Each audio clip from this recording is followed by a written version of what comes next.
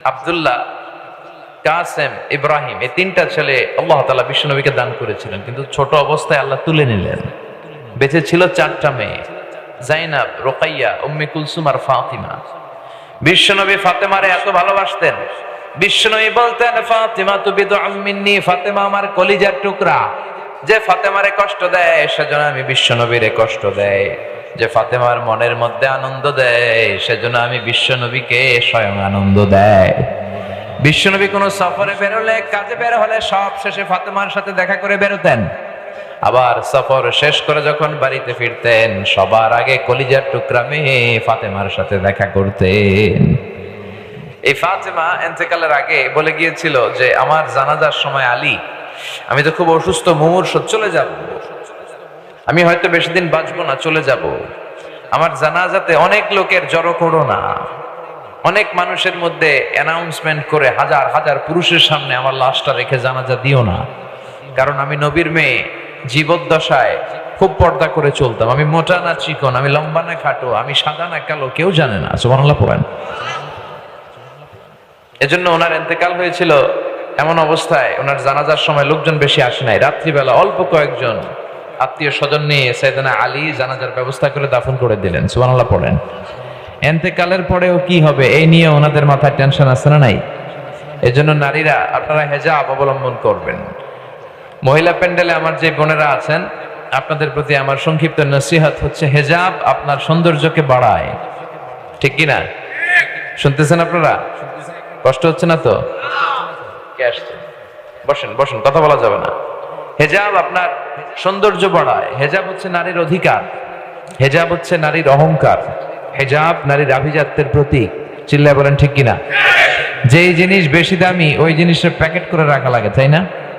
1000 টাকার নোট কেউ পকেটের এই পাশে রাখছে, অর্ধেক দেখা যায় অর্ধেক ভিতরে, এরকম কেউ রাখে? রাজাখালীর কোনো পাগলেও রাখবে? রাখবে না। স্বর্ণ, সৌদি আরব থেকে আসার সময় স্বর্ণ আনেন না আপনারা? স্বর্ণের জুয়েলারি, অর্নামেন্টস, এটা কি কেউ যে কোনো জায়গায়, ঘরের যে কোনো জায়গায় ফেলে রাখে? ডায়মন্ডের রিং, আংটি যে কোনো জায়গায় পাওয়া যায় না। এটা ঘরের ভেতরে, একেবারে ভিতরের যে ঘর, ওই ঘরের যে আলমারি, আলমারির ভেতরে যে কোটরা, তার ভেতরে যে বাক্স, এই বাক্সের ভিতরে সিন্দুক, ওই সিন্দুকের ভিতরে তালা মেরে রাখে, ঠিক কি না? তার মানে যেই জিনিস দামি ওইটার প্যাকেট পরানো লাগে বেশি, ওইটার সিকিউরিটি লাগে বেশি। যেটা সম্মানিত দামি জিনিস, যেটার দাম বেশি, ওইটার প্যাকেটও বেশি। এজন্য নারীদের অনেক সম্মান, অনেক মর্যাদা, সব সম্পদ দুনিয়ার, কিন্তু নারীরা হচ্ছে, নেককার নারী হচ্ছে সবচেয়ে দামি সম্পদ, ঠিক কিনা? এজন্য আমরা আমাদের মা বোনদেরকে যেন ইসলাম শিখাই, তাদেরকে যেন কোরআন শিখাই। আল্লাহ আমার মা বোনদেরকে যারা মহিলা প্যান্ডেলে আসলো, তুমি সাইয়েদাতুনা খাদিজার সাথে হাসর নসিব করো।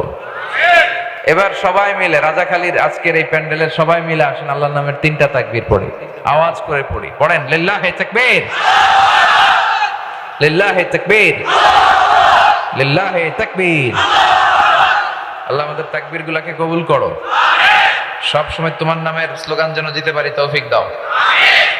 আজকে যে বইটা থেকে কথা শুনবো, বইটার নাম কি বলেন তো? এই কোরআন থেকে কথা শুনলে ভাল লাগে? মানতে মনে চায় নাকি? কিছু কিছু মানেন, কিছু কিছু ছাড়েন। কিছু লোক আছে যেগুলো সহজ লাগে ওগুলো মানে, কঠিন লাগলে মানে না। আছে না নাই? এটা মুমিনের বৈশিষ্ট্য নয়, এটা মুনাফিকের বৈশিষ্ট্য। দুই মুখী আচরণ, এদের মুখ দুইটা, চেহারা দুইটা, এদিকে যায় কয় আমনে ভালো, ওদিকে যায় কয় না আমনে ভালো। আছে না নাই? যেদিকে বৃষ্টি ওরা ওইদিকে ছাতা ধরে, যখন যে ক্ষমতায়, যখন যার দাপট তখন তারে তেল মারে। আছে না নাই? এই স্বভাবগুলো ভালো না। আপনার নৈতিকতা থাকতে হবে, মোরালিটি থাকতে হবে। মুমিনের বৈশিষ্ট্য হচ্ছে মৌমাছির মতো। মৌমাছি চিনেন? মৌমাছির মতো। আর মুনাফিকের বৈশিষ্ট্য হচ্ছে মাছির মতো। মৌমাছি কিন্তু সব জায়গায় বসে না, মৌমাছি যেই ফুলে সুঘ্রাণ আছে ওইখানে যেয়ে বসে, আর মাছি সব জায়গায় বসে। সুঘ্রাণওয়ালা ফুলের উপরে বসে, মিষ্টির উপরে যেয়ে বসে, টয়লেটের জানালা খোলা থাকলে টয়লেটের মাঝখানে যেয়ে বসে। কথা বলেন। তো মুনাফিকের অবস্থা হচ্ছে যে তারা কোন মুখী যে যাবে তারা নিজেরাও জানে না। এরা নেহি এদার নেহি ওদার, দারমিয়ান বে সাদার বাদার। এরা উপরে ফিটফাট, ভিতরে সদরঘাট। আমরা যেন এরকম না হই, আমাদের ভেতরে বাইরে যেন এক থাকে। মুনাফিকদের অবস্থাটা হচ্ছে, আপনাদের কক্সবাজারের এক ছেলে গান শোনায়, মধু হই হই বিষ হাবাইলা, গায় না? মানে বলে যে মধু, আসলে এটা বিষ। তাহলে সে মুমিন না মুনাফিক? আমরা মুমিন হতে চাই, পাক্কা মুমিন। আমাদের যে ইমানের মধ্যে কোনো শিরকের ছিটে ফোঁটা থাকবে, আল্লাহ সব গুনাহ ক্ষমা করে, শুধু শিরকের গুনাহ ছাড়া। আমরা মাথা নত করবো একটা সত্তার কাছে, তিনি কে? আমরা চাইবো, হাত পাতবো আর ফরিয়াদ করবো একজনের কাছে, তিনি কে? কেউ যেটা পারে না, পারে কে? আমাদের জীবনে যার যত সমস্যা আছে এগুলোর সমাধান দিতে পারে কে? এজন্য আল্লাহ ছাড়া কারো কাছে চাওয়া যাবে? আপনাদের এলাকায় মাজার কেন্দ্রিক ব্যবসা নাই তো? না, আলহামদুলিল্লাহ। অনেক জায়গায় মাজার কেন্দ্রিক ব্যাপক রমরমা ব্যবসা। ওখানে যে মানুষ মানত করে, সেজদা করে, ইমান বিক্রি করে মুশরিক হয়ে ফিরে আসে না? নাই? এজন্য আমরা আল্লাহর কাছে চাইবো। আমরা এমন একটা কিতাব নিয়ে কথা শুনতে বসেছি, এই কিতাবে কোনো ভুল নাই, আছে? কোনো সন্দেহ নাই, আছে? এই কিতাবটা পড়লে এবং মানলে সমাজে শান্তি প্রতিষ্ঠিত হয়। শান্তি দেওয়ার মালিক কে? এই কিতাবটা পড়লে মানুষের মতো মানুষ হওয়া যায়, ঠিক কিনা? আমরা আসলে এই কিতাবটা পড়ি যাতে করে আমরা মানুষের মতো মানুষ হতে পারি। এই কিতাবটা শুরু হয়েছে সূরাতুল ফাতিহা, মানে ভূমিকা সূরা। তার পরের সূরাই হচ্ছে সূরাতুল বাকারা। বাকারা মানে গাভী, বাকারা মানে কি? আর এই কিতাবটা শেষ হয়েছে সূরাতুন নাস দিয়ে। নাস মানে কি? মানুষ। তার মানে গাভী দিয়ে শুরু, মানুষ দিয়ে শেষ। তার মানে পশুত্বের কোনো প্রবৃত্তি যদি থাকে, আল্লাহ বুঝাতে চাইলেন পুরো কিতাবটা যদি পড়ো তাহলে মানুষের মতো মানুষ হয়ে বের হবা। সুবহানাল্লাহ পড়েন। তো এই কিতাব আমাদেরকে মানুষের মতো মানুষ বানায়। মানুষের মতো মানুষ হওয়ার দরকার আছে না নাই? এই পৃথিবীতে মানুষের বড় অভাব, ঠিক কিনা? এই দুনিয়া এখন তো সেই দুনিয়া নাই, মানুষ নামের মানুষ আছে দুনিয়া বোঝাই, সেই মানুষের ভিড়ে আমার আসল মানুষ নাই, ঠিক কিনা? আসল মানুষের বড় অভাব। খালি চোখে আমরা রাস্তাঘাটে যা দেখি সব কিন্তু মানুষ না, এগুলো হচ্ছে জনসংখ্যা। এগুলো কি?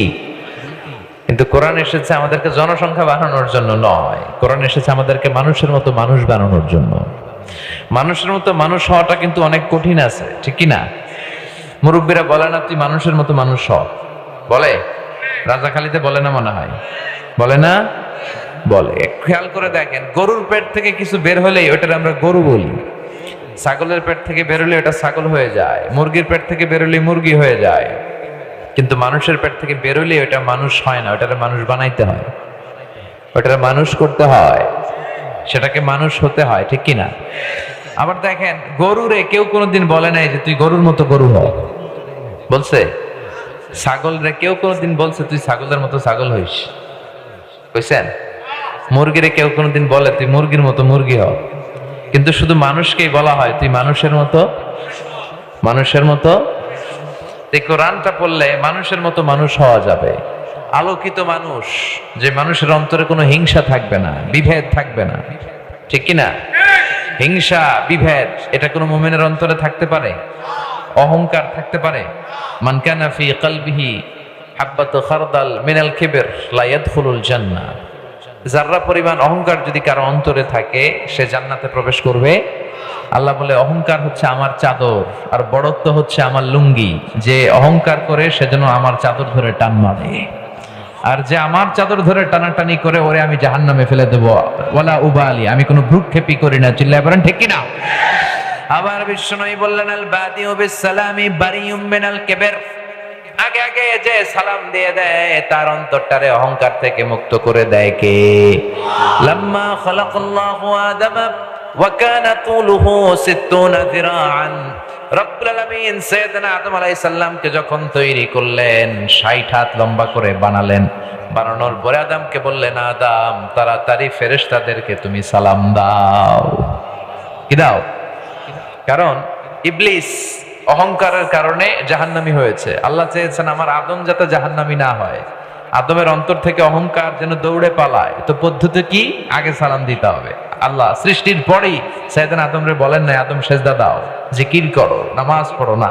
আল্লাহ বললেন আদম সালাম দাও। সৃষ্টির পরেই কি অর্ডার? ফেরেশতাদেরকে সালাম দাও, সালাম দিলে তোমার অন্তরকে অহংকার মুক্ত করে দিবে কে? এই কিতাব পড়ার মধ্য দিয়ে আমরা যেন মানুষের মতো মানুষ হতে পারি। পড়ি আমিন। আরো জোরে পড়েন আমিন। আমি আমার খুতবার শুরুতে আজকে সূরাতুত তাকাসুর তেলাওয়াত করেছি, মুখস্থ আছে না অনেকের? এই সূরাটা থেকে আজকে আমরা কিছু শিক্ষা নিয়ে যাওয়ার চেষ্টা করব। এই মাহফিলগুলোর ক্লাসের মতো মনে করবেন, আর যেটা শুনবেন মনে রাখার চেষ্টা করবেন, পাশাপাশি আমলের চেষ্টা করবেন। বছরে প্রতিদিনই কি মাহফিল হয়? রাজাখালী এই ময়দানে কি প্রতিদিন একটা মাহফিল না?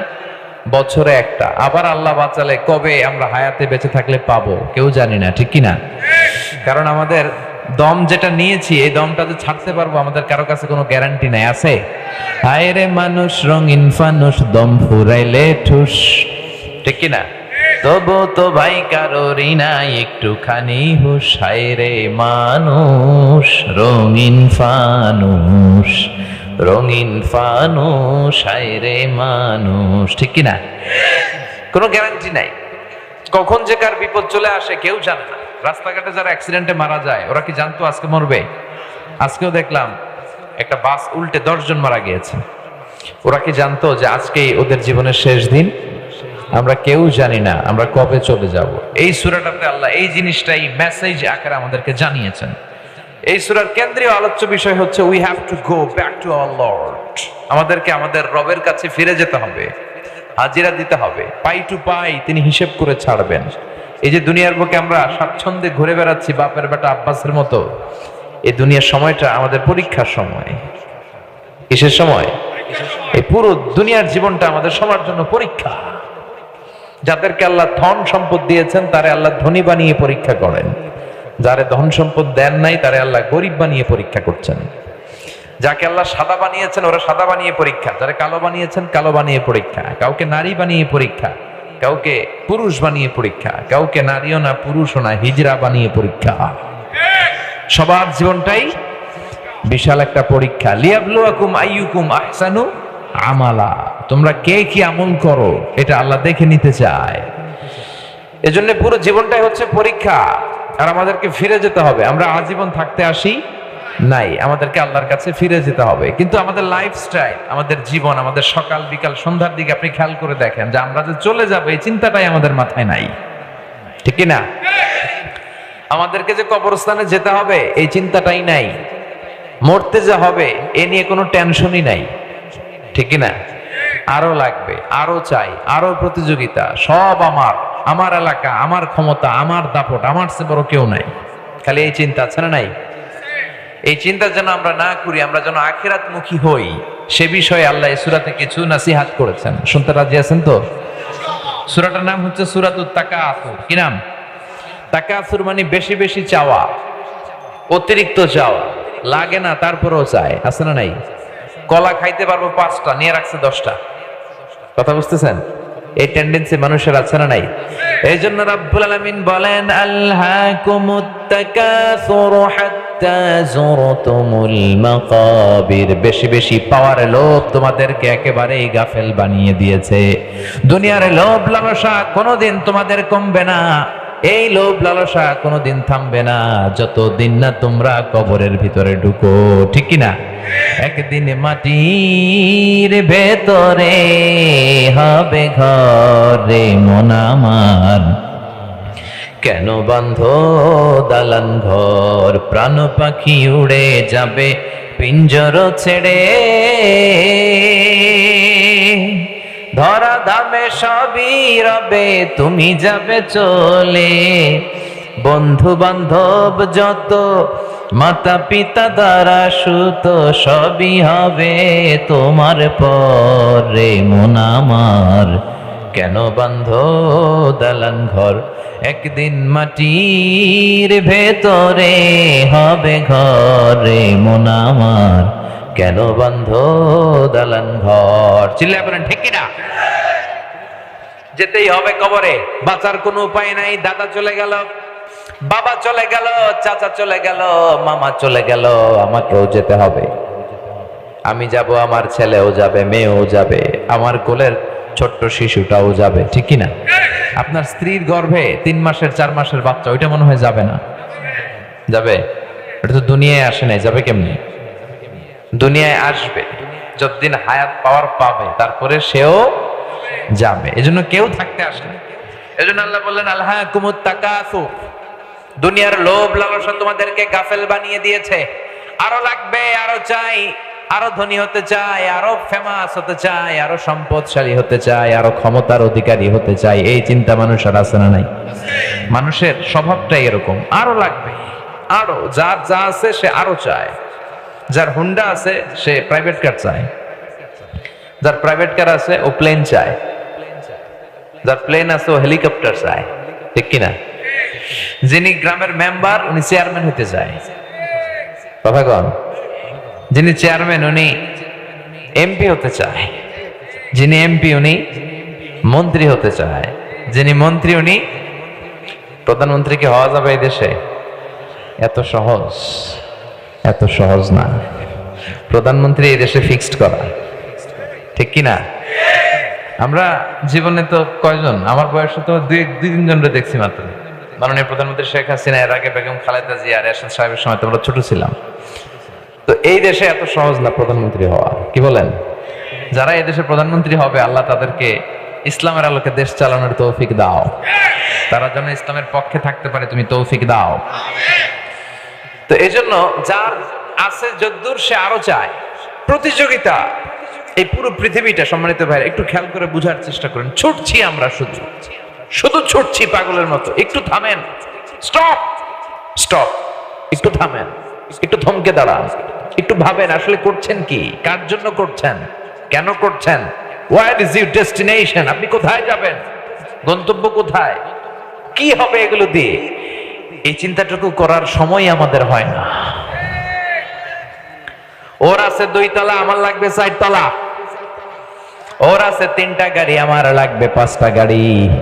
ওর আছে এতগুলা, আমার লাগবে আরো, ঠিক কিনা? যার আছে বেশি সে চায় বেশি। মানুষের স্বভাবটা ফকিরদের মতো।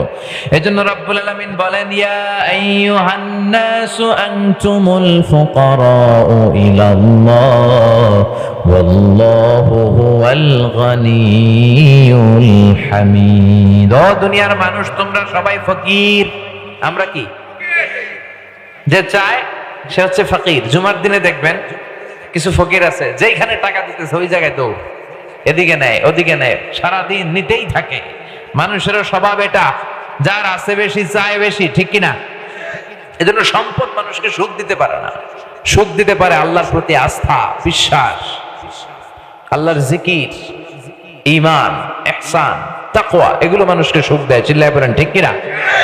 হাজার হাজার কোটি কোটি টাকার মালিক, এগুলো দেখলে আপনি বিভ্রান্তিতে পড়বেন না যে খুব হয়তো সুখে আছে। না, এটা নাও হতে পারে, হয়তো অনেক অসুখে আছে। দেখবেন টাকা যাদের বেশি অসুখ তার বেশি, টাকা যার বেশি রোগ তার বেশি, টাকা যার বেশি টেনশন তার বেশি, টাকা যার বেশি চিন্তা তার বেশি, টাকা যার কম রোগ কম, টাকা যার কম ঝামেলা কম, ঠিক কিনা? টাকা যার কম শান্তি তার বেশি। সুবহানাল্লাহ পড়েন। আপনি এই দেশের কিছু সিআইপিস এন্ড ভিআইপিস দের ভেতরকার জীবনটা একটু দেখেন যে আসলে ওরা কতটুকু সুখে আছে। অনেক ভিআইপি সিআইপিস দের সাথে আমাদের পরিচয় হয়।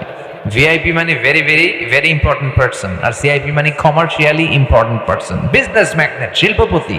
ঘরে যেয়ে দেখেন সুখ নাই, স্ত্রী কথা শোনে না, স্ত্রী করে পরকিয়া, ছেলে খায় গাঞ্জা, মেয়ে করে আরেক ছেলের সাথে পরকিয়া, ঘরে কোনো সুখ নাই, কেউ কাউকে সময় দিতে রাজি না, রোগের কোনো শেষ নাই, কিচ্ছু খেতে পারে না। ডাক্তার খুব লিমিটেড ডায়েট তাকে দিয়েছে।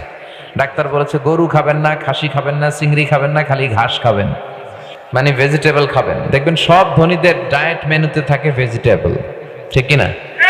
খেতে পারে না, ঘরেও শান্তি পাইল না, রাতে ঘুমাইতেও পারে না। এরা 1 ঘন্টা ঘুমের জন্য 3টা ট্যাবলেট খায় বিছানায় যায়, আছে না নাই?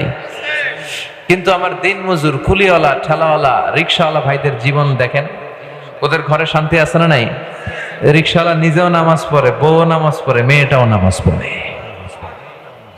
রিক্সাওয়ালা নিজেও জিকির করে, বউও জিকির করে, ছোট্ট বাচ্চাটাও বাবারে জিকির করে, শোনায় লা ইলাহা লা ইলাহা ইল্লাল্লাহু মুহাম্মাদুর রাসূলুল্লাহ সাল্লাল্লাহু আলাইহি ওয়াসাল্লাম। রিকশাওয়ালার ঘরে শান্তি আর শান্তি, ইনকাম কিন্তু বেশি নাই, কিন্তু শান্তি আছে না নাই? রিকশাওয়ালা মাশাআল্লাহ সব খেতে পারে, সব, ওর গরু খাসি মুরগি কোনো বাধা নাই, যেইটাই দিবেন খাইয়ে একেবারে সাফাই করে দিবেন, ঠিক কিনা? মাইকের অবস্থা এরকম কেন? মাইকম্যান কই? এটার কোনো সাউন্ডই তো নাই। হ্যাঁ, এরকম সাউন্ডে কথা বললে তো গলা ভেঙে যাবে, আপনি একটু স্ট্রং করে দেন। তো খেয়াল করে দেখেন, রিকশাওয়ালার কিন্তু টেনশন নাই, রিকশাওয়ালার কোনো রোগ নাই, তাই না? রিকশাওয়ালার রোগ বালাই নাই, যেটা দিবেন ওইটাই খায় ফেলায়। ওর রাতে ঘুম নিয়ে ঝামেলা নাই, রিকশাওয়ালার যেখানে রাইত ওইখানেই কাইত। ওর বিছানায় মাথা লাগতে দেরি, ওর নাক ডাকতে দেরি হয় না। ওর নাকের ডাকের আওয়াজে ট্রাকের ইঞ্জিনও ফেল। সুবহানাল্লাহ পড়েন। এজন্য খেয়াল রাখবেন, টাকা হলে পয়সা হলে গাড়ি কিনা যায়, বাড়ি কিনা যায়, কিন্তু সুখ কিনা যায় না। টাকা পয়সা থাকলে বালিশ কিনা যায়, খাট কিনা যায়, জাজিম কিনা যায়, কম্বল কিনা যায়, কিন্তু ঘুম কিনা যায় না। টাকা হলে ঘুম কিনা যায়? রাজাখালীতে এমন কোনো দোকান নাই যে ঘুম বিক্রি করে? কথা কন। ডাক্তারের কাছে যে যদি বলেন, ডাক্তার সাহেব আমার ঘুম হয় না, 5,000 টাকার ঘুম দেন, ডাক্তার কেউ ধুর মিয়া আমারই ঘুম আসে না রাত্রে, তোমার কি দিব ঘুম? কথা বলেন। এজন্য অল্পে তুষ্ট থাকতে হবে, যতটুকু লাগে অতটুকু আবার উপার্জন করতে হবে। অল্পে তুষ্ট থাকার নাম হচ্ছে ইসলাম, আল কানাআতু মিনাল। এজন্য রাব্বুল আলামিন বলেন, আলহাকুমুত তাকাসুরু হাত্তা যুরতুমুল মাকাবির। দুনিয়ার লোভ লালসা একেবারেই তোমাদেরকে আখিরাত থেকে গাফেল বানিয়ে দিয়েছে। তোমাদের এই গাফলতি কোনোদিন কমবে না যতদিন না কবরে ঢুকবা। কার কথা? খালি প্রতিযোগিতা। দেখেন, বিল্ডিং বানানোর প্রতিযোগিতা আছে না নাই? বিশ্বনবী বললেন, কিয়ামতের একটা আলামত হলো আনতারাল হাফাতাল আরাতাল আলাতারিয়া আশায়াতাতাওয়ালুনা ফিল বুনিয়ান। কিয়ামতের আগে তোমরা দেখবা গায়ে দেওয়ার মতো জামা ছিল না, পায়ে দেওয়ার মতো জুতা ছিল না, সমাজে কোনো নাম ঢাক ছিল না। হঠাৎ করে এই লোকগুলো সমাজে হুরু হুরু করে ধনী হয়ে যাবে। আছে না নাই? জামা ছিল না, কাপড় ছিল না, এরা ধনী। and they will start to compete to construct high rise buildings in the city. শহরে বড় বড় টাওয়ার বানানোর প্রতিযোগিতা করবে। এটা one of the minor sign of the day of judgment. কিয়ামতের একটা আলামত। সম্পদের প্রাচুর্যতা, শুধু চোখ ধাঁধানো সম্পদের প্রাচুর্যতার পাহাড়। কক্সবাজার শহরে গেছেন না আপনারা? আজ থেকে 20-25 বছর আগে কক্সবাজারে এরকম বড় বড় টাওয়ার ছিল, বিল্ডিং ছিল না।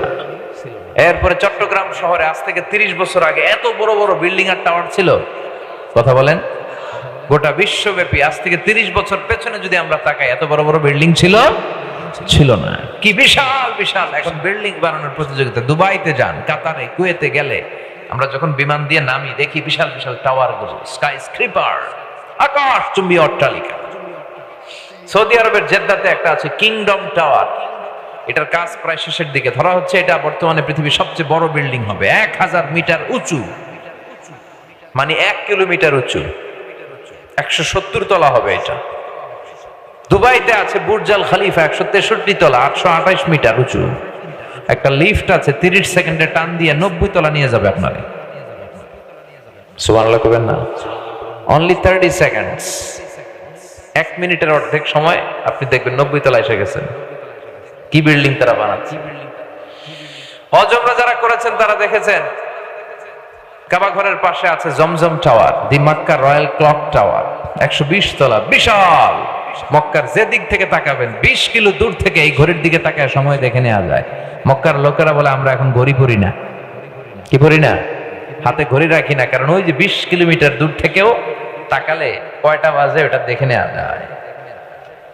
বিল্ডিং বানানোর প্রতিযোগিতা। মালয়েশিয়াতে আছে পেট্রোনাস টুইন টাওয়ার, দুইটা একসাথে দাঁড়ায় আছে, এটা 88 তলা, ওইটা 88 তলা। 41st and 42nd ফ্লোরে 41 এবং 42 তলায় একটা ব্রিজ আছে, এই টাওয়ার থেকে ওই টাওয়ারে ঢোকা যায়। সুবহানাল্লাহ পড়েন। এজন্য বিশ্বনবী বললেন, ওয়ান তারাল হাফাতাল আরাতাল আলাতারিয়া আশায়াতাতাওয়ালুনা ফিল বুনিয়ান। কিয়ামতের আগে বিশাল বিশাল পাহাড়, বিশাল বিশাল টাওয়ার বানানোর প্রতিযোগিতা শুরু হয়ে যাবে। কে কাছে বড় টাওয়ার বানাতে পারে, এই প্রতিযোগিতার সমাজে এখন আছে না নাই? ধনকুবেরদের লাইফস্টাইল যদি দেখেন, প্রিন্স ওয়ালিদ বিন তালাল কত টাকার যে মালিক তারা নিজেরাও জানে না। তাদের বিলাসবহুল বাংলো বাড়ি, তাদের গাড়ি, তাদের লাইফস্টাইল দেখলে অবাক হতে হয়। পৃথিবীর এমন অনেক জায়গা আছে মুসলমান না খেয়ে মরে। বিশুদ্ধ পানির জন্য মাইলকে মাইল তারা হাঁটে, সকালে যায় বিকেল বেলা বিশুদ্ধ পানি নিয়ে ফিরে। সামান্য যে খাবারগুলো আরব বিশ্বের ধনকুবেররা নষ্ট করে, এর অর্ধেক খাবার দিয়ে আফ্রিকার দেশের সবগুলো না খাওয়া মানুষ বেঁচে যেতে পারে। চিল্লায় বলেন ঠিক না? এজন্য আল্লাহ বললেন, দুনিয়ার এই চাকচিক্য লোভ তোমাদেরকে গাফেল বানিয়ে দিয়েছে। এই দুনিয়াটা আসলে একটা লোভ, এটা একটা মোহ, এটা চাকচিক্যময়, লোভাতুর করে রাখে আমাদের। এই লোভ, চাকচিক্য, মোহ, এই মরিচিকা আমাদের থামবে না, কমবে না যতক্ষণ না আমরা কবরে না ঢুকি। হাত্তা জুরতুমুল মাকাবির, কার কথা? এই প্রিন্স ওয়ালিদ বিন তালাল বর্তমান সৌদি বাদশার, আগের বাদশার ভাগিনা, আব্দুল্লাহর ভাগিনা। সে কিংডম হোল্ডিং কোম্পানির মালিক। তার একটা বিমান আছে, নিজস্ব বিমান, যে বিমানটার 70% স্বর্ণ দিয়ে বানানো। আমি ব্রুনাইতে গিয়েছিলাম গত কয়েক বছর আগে একটা প্রোগ্রামে। ব্রুনাইয়ের সুলতান হাসান আল বালখিয়া, তার একটা প্যালেস আছে, রাজপ্রাসাদ, পৃথিবীর সবচেয়ে বড় রাজপ্রাসাদ। ওটার মধ্যে প্রায় 2000 রুম আছে। ওই রুমের যে টয়লেটের কমোড গুলো স্বর্ণ দিয়ে বানানো। তার সংগ্রহে রোলস রয়েস গাড়ি আছে 500টা। কয়টা? যে রোলস রয়েস গুলো এক একটার দাম 8 থেকে 10 কোটি, এরকম 500টা রোলস রয়েস গাড়ি আছে। আচ্ছা বলেন তো, একটা ফ্যামিলির, ভিআইপি একটা ফ্যামিলির চলতে ফিরতে ঘুরতে মোজ মাস্তে আনন্দ করতে কয়টা গাড়ি লাগে? 5টা, সর্বোচ্চ 10টা। তার সংগ্রহে রোলস রয়েস আছে কয়টা? 500টা। আরো পৃথিবীর দামি দামি ব্র্যান্ডের যত গাড়ি আছে, পোরশে, ফারারে, লাম্বরগিনি, মেবেচ, বাগারে, ওডি, রেঞ্জ রোভার, এই নামের যে বিখ্যাত বিখ্যাত গাড়ির ব্র্যান্ডের সব তার কালেকশনে আছে। তার মানে আমাদের এই লোভ, আমাদের এই লালসা, সম্পদের প্রতি আমাদের চরম আকাঙ্ক্ষা কোনোদিন কমবে না যতক্ষণ না আমরা কবরে না ঢুকি। চিল্লা এখন ঠিক কিনা? এজন্য রাব্বুল আলামিন বলেন, আলহাকুমুত তাকাসুরু হাত্তা যুরতুমুল মাকাবির। দুনিয়ার লোভ লালসা তোমাদেরকে গাফেল বানিয়ে রেখেছে। এই গাফলতি কোনোদিন তোমার কমবে না যতক্ষণ না কবরে না ঢুকো। ঠিক কিনা? তাই বলে এটা মনে করার সুযোগ নাই যে ইসলাম সম্পদ উপার্জন আমাদেরকে বাধা দিয়েছে। না, আপনি সম্পদ উপার্জন করতে পারবেন, কিন্তু এটা হৃদয়ে স্থান দিতে পারবেন না। এটা সম্পদ